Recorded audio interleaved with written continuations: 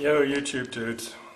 I suppose this is to Gary, but because I've just listened to, it wasn't on my MP3 because it was labelled wrong, but Anton, the last Gary video to Professor Anton. And I've listened to the ones with Pyro and Matt, and talking about Fred, although I don't know much about what Fred's up to. But let's say this is the conversation that's going on, and I thank them all for it, for the conversation. I think it's better than any conversation I've come across on YouTube, and I imagine anything that I can imagine on the television in the way of soap operas or series of sport or whatever it might be. It's been good conversation, and I must say it's realistically been driven by Gary, with the others coming along for the ride, but in a way they are, no, I won't say, but everyone's going along for the ride. I was a bit upset about the Matt one. I don't listen to Matt's videos, but listening to Matt on Gary's play a bit of the video, it was quite sad because, I mean, Matt, Gary and I go back right to the beginning. I mean, I remember in 2007 anyway, we were having good triangular conversations and other people were obviously joining in. And I think it can even be a lesson to people like Fred. I don't know if Fred knows of Matt, or Anton came later, Professor Anton came later, to show things aren't on a graduated scale from black to white or anything like that. That's not what I'm suggesting, but they could listen maybe to Matt a few times just to see how far off the rails you can go in, what would we call it, letting your imagination run away with you, or letting other people run away with your imagination. It's sad that it is Matt that is serving as an object lesson in how to go wrong. But this is obviously, I know, under the great heading of it really doesn't matter, and Matt going wrong, it doesn't matter, but if it does point some other people in the right direction of how you should not let other people push your mind around, maybe that's good, but we know in the great scheme of things that doesn't matter either. Pyro, quite frankly, I've listened to Pyro's videos via Gary videos. And for a long time I was thinking, careful Gary, because he's having you on. Nobody could possibly be that stupid. But thinking back on it, Matt, Pyro, Fred, and Professor Anton kind of came to my attention by coming into the free will debate or conversation, and all on the side, in one way or other, of yes, we do have free will, and you are wrong, let's say Gary and I, to assert that you don't have free will. And I'd like to say that free will thing is attached to what I'm going to talk about, because I've taken notes on this one. But I think it would be too complicated for me to try and link it in. But I think it is instructive that the people that are recalcitrant at accepting what Gary's saying, although being, in my opinion, beaten by vastly superior argumentation, refusing to see it in very, very, very clever ways. These people are very clever in their own way. And it's hard for me to say they're clever and wrong, because that's implying that I'm even cleverer by being right. And I don't want to go that one, but it does appear to me that the only things that I've cared to discuss in an argumentative conversation, free will and the meaning of life with either of the four, they come with clever nonsense to push it back. And I think that's what it is. It's just pushing it back or pushing it away. It's not. They've tried various what sound like logical arguments, but have never really come close to succeeding, because, well, I don't think they can, obviously. And now with Gary on the suffering front that I don't push, I can see I evaluate the argument, and if suffering is a criteria, and when they accept it as a criteria and still argue it, they seem futilely stupid to argue it, because they are again being beaten by much more solid arguments. But in a very clever way, and this is in a way, I'll just go through a couple of notes to show why this is, for me, worth listening to, or it should be worth listening to for anybody, or no, just for me, I think. Because they're clever. Even Pyro, in his seemingly madcap way, must be quite clever to think of all these utterly crazy evasions of Gary's thrusts. I'll leave it there. So, in this particular video that I listened to on the MP3, because I downloaded the video and ripped the MP3 off it before putting it in on my ears, Anton, I'll call him Anton because I forget his Christian name, but he's Professor Anton anyway. Look him up on YouTube if you don't know who I'm talking about. Generally what we had in the conversation was Anton talking from a personal point of view, and Gary coming from a collective point of view, arguing what he thinks is collective fact for collective humanity or sentience. But Anton is generally coming from, even though he doesn't say it, generally all of the implication is from a personal point of view. And he comes up with the first argument, which was a gift. I forget exactly how it came out in conversation, but this has been going on for a couple of videos apparently, and this gift Anton pushed as the gift of life, and how one should be gracious when somebody else gifts you something.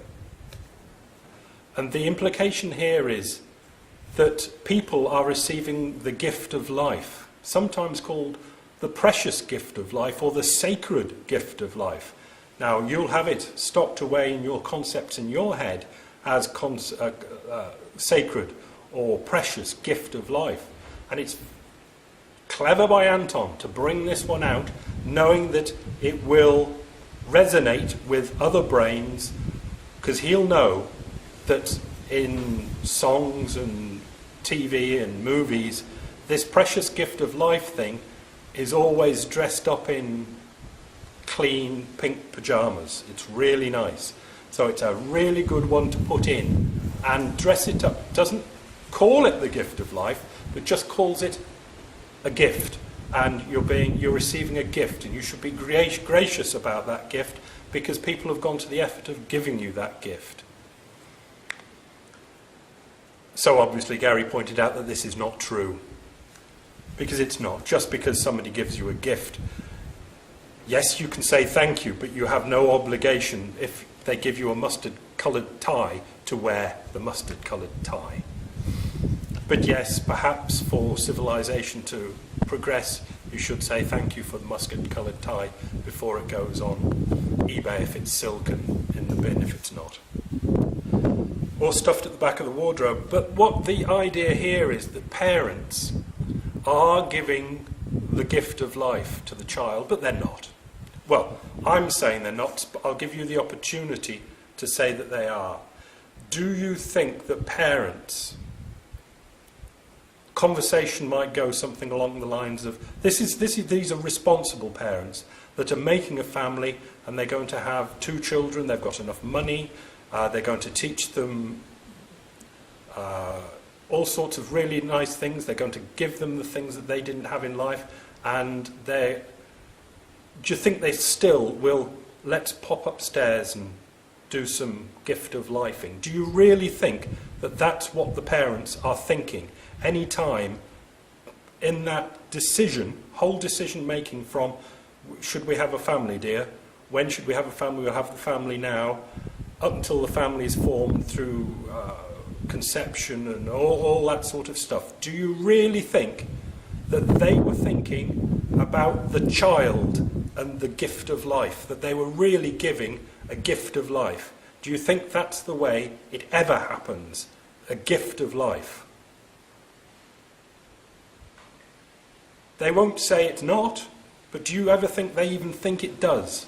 Either of the parents, the man or the woman, they're thinking, what percentage is of the man's thinking or the woman's thinking is, I want to give a child the gift of life? So clever of Anton there to throw that in, just calling it gift, implying it's the gift of life, the gracious, precious, glorious, sacred gift of life, knowing that it'll resonate in people's heads as clean pink pyjamas, and it's very hard to talk about something that everybody knows that has the same sort of resonance with it and say, look, it's not right, is it? Because you're still not convinced, are you, that the parents aren't deciding to give the gift of life? But that gift of life, this precious gift of life, comes into the conversation somewhere along the line, but it never seemingly has to be justified. What do we have next in the song sheet? He starts pushing Stoicism, Anton. Now, you'd think that when it came down to it, that if you're arguing antinatalism and you have to push Stoicism, you should know not to bother. You should know, you should just have a realisation. He pushes, Gary hits him up with, why should we live a lie? Why should we be stoic about it? Making do is Anton's expression. Making do. In a conversation about antinatalism. I don't know how anybody could possibly do that. With a straight face or try and justify it away. Make do, Stoicism. In a discussion on antinatalism. But this is it. Gary says, why should we live a lie? But Gary isn't saying, why should I live a lie? Gary's saying, why should people live that lie? But Anton is saying, I'm making do. Why can't you? And it's a rotten fucking argument. Then he goes to expands the gift of life thing, and it's got mom written all over it.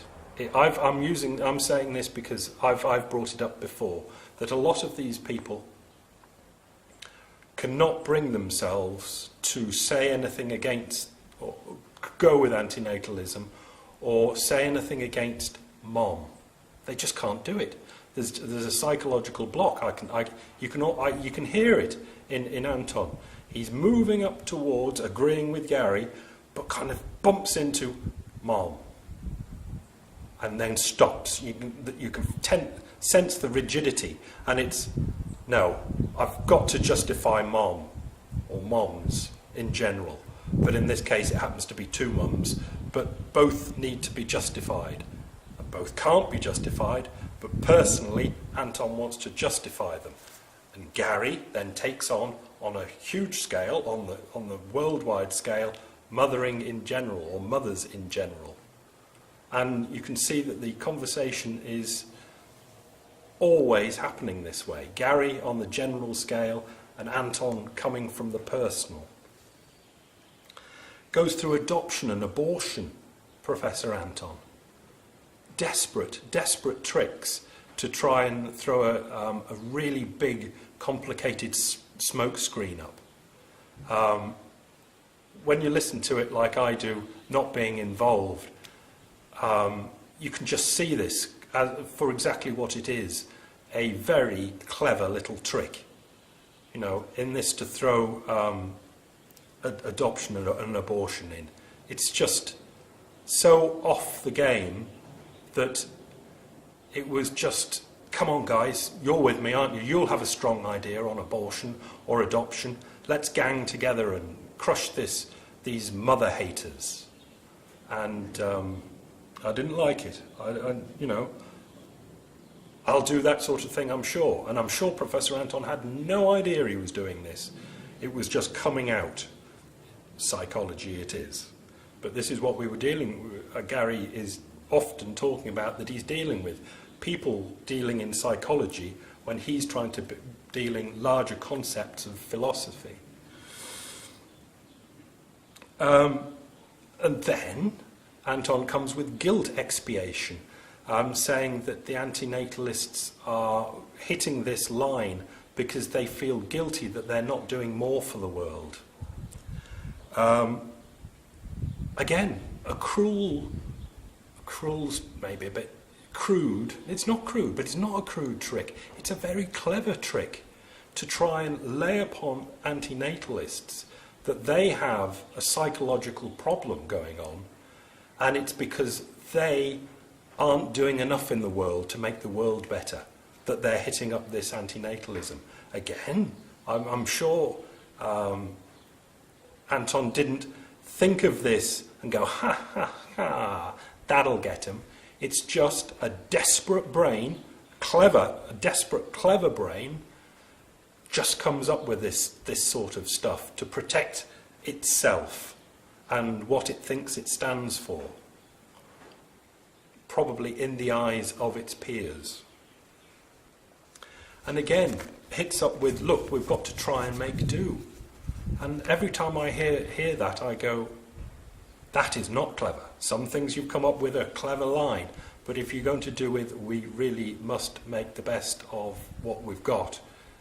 In a conversation with antinatalists, you just expect to be slapped upside the head. He says then that the antinatalists can't, I've written it this way, can't, don't or won't find meaning in life. Can't, don't or won't. Either of those he would be quite happy with.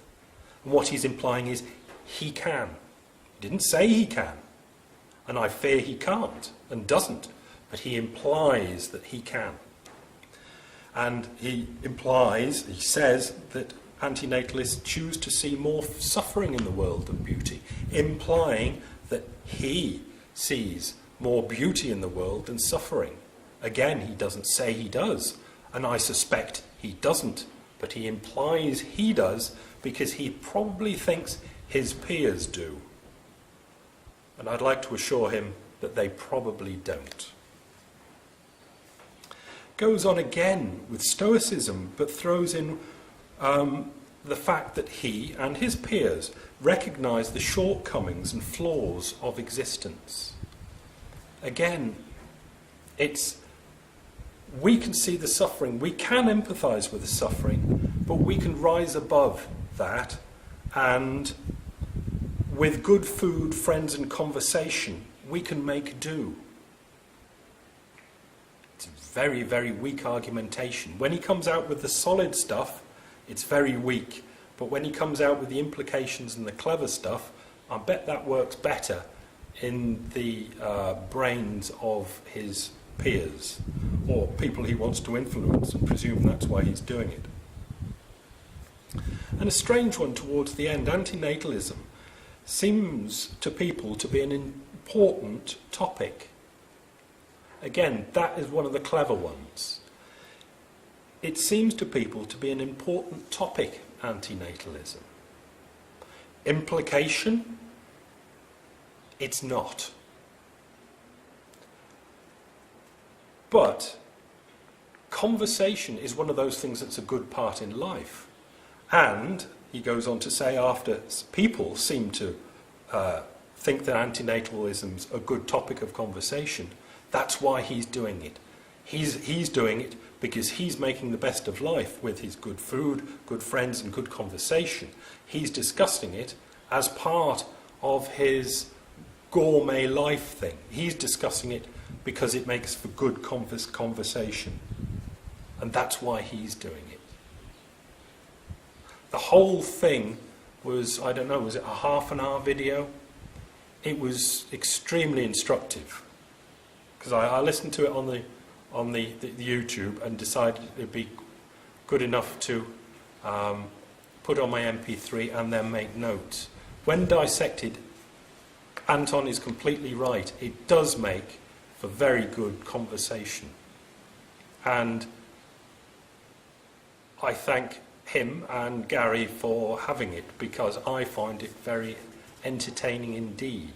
It does help me make do in this world.